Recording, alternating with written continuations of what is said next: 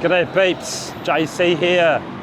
Just left our condo in Bangkok. I just wanted to do a little bit of a different post this time around, a little bit longer, but please bear with me, I'm sure it'll be worth it. So yeah, look, just a bit of history. I've been coming to Bangkok now for 14, 15 months, year and a half. First time actually in Asia was Vietnam almost 2 years ago. And then I decided after that trip, wow, I love Asia. I've always loved the people, the food, the culture, temples and all that kind of stuff. And I thought, well, I've got to come back and try somewhere different. And I thought, well, Bangkok is the place to be apparently. Party capital, and you know, I'm still young at heart, so I thought, oh well, I'll give it a crack. And well, yeah, that kind of changed my life, to be honest. I know some people who have come to Bangkok before, you know, to Asia, and you know, haven't gone back, it's just not their jam. Well, that wasn't the case for me. So yeah, I came to Bangkok. I was actually speaking to a few people online. First of all, I was looking for a tour guide that I could, you know, someone local that could show me around. Ended up chatting to a lady who is now my fiance. So let's just say I was, yeah, in love with the country, in love with the lady. Started a tour company, sold my business, just let this tuk-tuk go. Sold my little IT company that I had for about 10 years, and haven't moved here just yet because I've still got to get my visa. I've kind of taken my sweet time getting that around, but I'll get there shortly. Anyway, so yeah, so here I am, year and a half almost, and yeah, loving it. So right now it's 3 o'clock in the afternoon on a Monday, and it's actually quite nice. It's about 34 degrees. I've been coming here in the hot season. This is now coming into the rainy season. And as long as you stay out of the direct sunlight, it's not too bad. You know, Bangkok is a warm embrace. It is not a grill. So back in my birth country, New Zealand, I'd be outside hanging the washing up and I would get sunburnt back of my neck, my hands within about 15 minutes. I stopped wearing sunscreen after my second trip here because I just don't get sunburnt. I don't get that kind of burning sensation. It's just like, you know, being in an oven that's, you know, 35 degrees. You know, you're kind of like warming up your pie. It can get as high as, you know, 50 degrees in the provinces. But of course, you know, Bangkok here, the heat just kind of lingers because it's all concrete, as you can see. And I'm in the shade right now as we speak, and the sun hasn't hit this part of the concrete, so it's not reflecting up. 2 feet this way, feel that heat like a grill. So I tell you what, there's these absolute gems. They're called 7-Elevens. Absolutely in love with the 7-Eleven. I'll take you on a 7-Eleven tour. There is, I think, 13,000 or something of these damn things in Thailand, I think. Or was that globally? I think it's pretty sure it's Thailand. So there's a 7-Eleven everywhere, and they sell everything from amazing sandwiches as soft as cotton candy to beer to spirits, Band-Aids and shampoo, frozen goods, drinks of course. So yeah, anyway, I'm digressing. So yeah, in love with the country. It's the exchange rate's favourable no matter where you're coming from in the world. You know, I always compare it to the price of a beer. A beer in my country, New Zealand, is around about $14, $15 in the city centres. It's not cheap. Here, it starts at about $5 and goes downward. So it's about a third the cost. But the exchange rate is a 0.48, so I times anything by a 0.048 to get my equivalent New Zealand dollar value. I have a favourite mall not far from the condo, Platinum Mall, and I get a feed there most days. It's either kind of a late breakfast, early lunch, or dinner, and you get a bowl of noodles for, you know, 96 cents New Zealand, or 20 baht.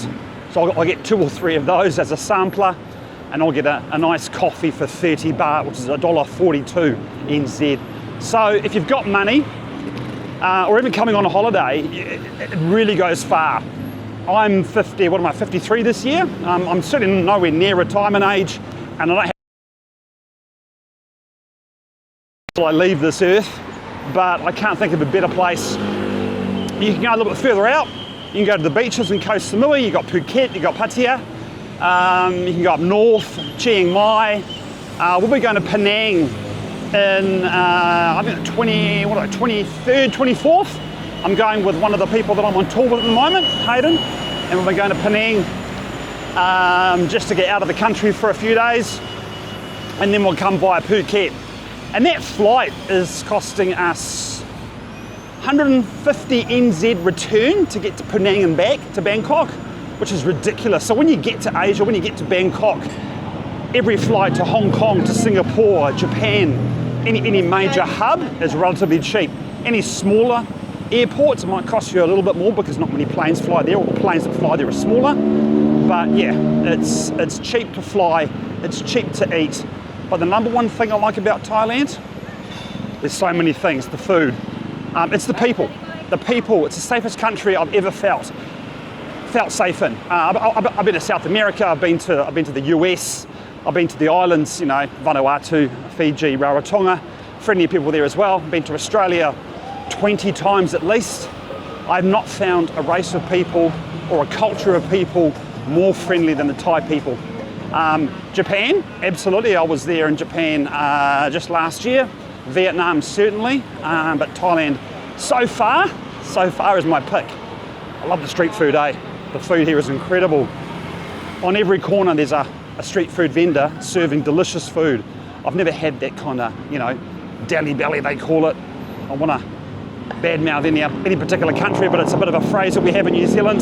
I've never had an issue with any upset stomach. In fact, the only time I've had an upset stomach is when I've eaten Thai spicy, or what I call here Isan. So Isan is a province where my partner comes from. Isan is a district, if you want to call it that. And if you ask for an Isan hot, man, that stuff is going to be a 9 or a 10 out of 10, depending how hot you like it. Now, I've had hot food my whole life, and I had an Isan, very Isan hot chicken dish a few days ago.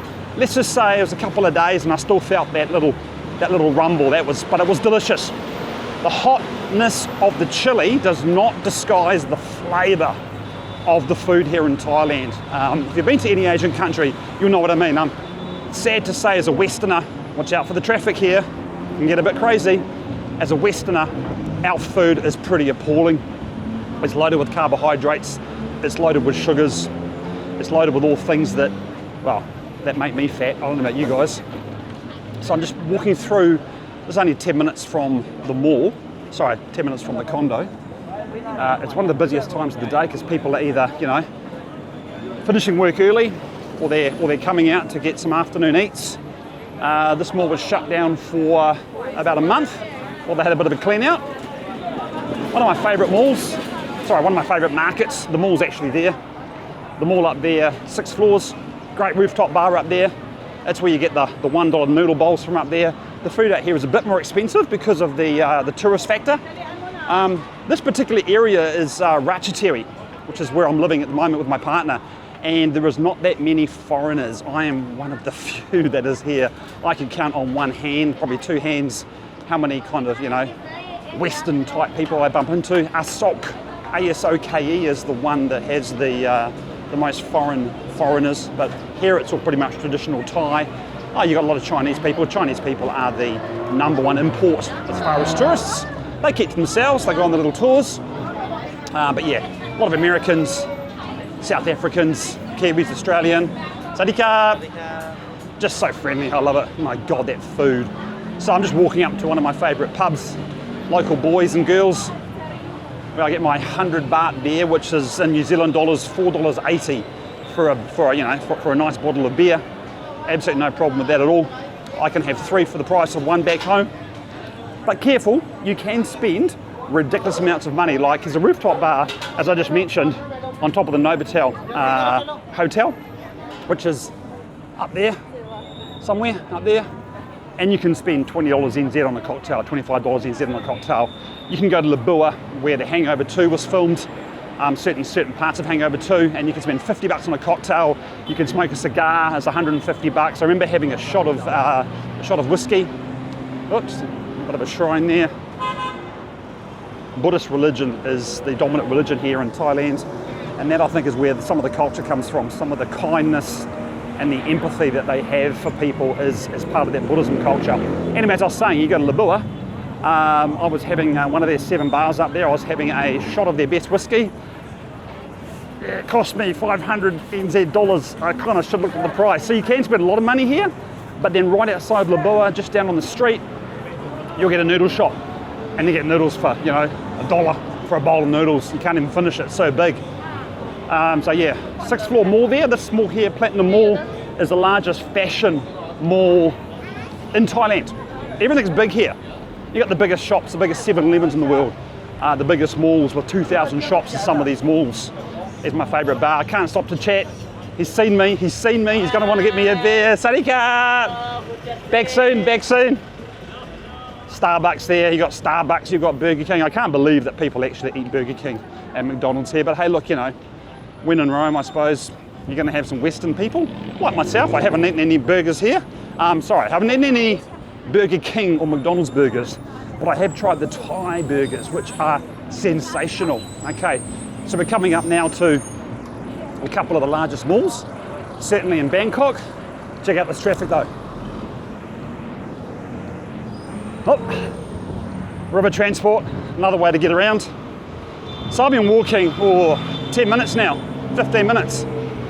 And yeah, coming up to the 3 malls, 2 of the biggest malls in Bangkok. Big C, which is your budget mall up there. And then we've got Central World over here on the right, which you can't see because the skyway's blocking it. It's more of a luxury mall. So yeah, they do have a relatively high death rate on the streets. 10 million people, I think, almost in Bangkok. So you would expect a few road deaths and bits and pieces, which is a bit sad. But it's, you know, it's not a hell of a lot higher than other developed countries. But yeah, you've got to be careful. You don't want to be running across this road.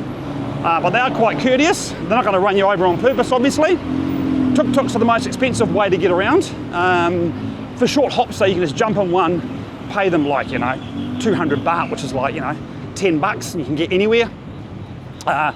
Taxis, about the same price as tuk-tuks, but you can go twice the distance, so you're air conditioned. So you put 200 bucks into a taxi, you go 2 or 3 times as far. There we go, there's Central World. Up there, Red Sky Bar. We were there 2 nights ago, and the Novotel one is up there. That's a Novotel bar. I'm trying to think what that one's called actually now. Bangkok View is up there, and that's Red Sky. So yeah, here we go. Central World's a luxury mall, and that's your budget mall. So you can do shopping here, you know, you can do like supermarket shopping, fresh fruit and veggies, easy for you to say. And you can buy whiteware, you can buy cars. There's nothing you can't buy. So things that are much the same in Bangkok as other countries like New Zealand, Australia, the US, is technology is no cheaper. So all the big brands, don't expect those to be cheaper unless you buy a knockoff. You go to Patpong Market and you'll get some knockoff watches, Rolexes, Cartiers, whatever. But yeah, the things that are cheapest in Thailand, what would I say? Clothing, anything that's manufactured in Thailand, of course, is cheap. The beer, the food, all of that stuff that you spend 90% of your life, you know, consuming is the cheapest.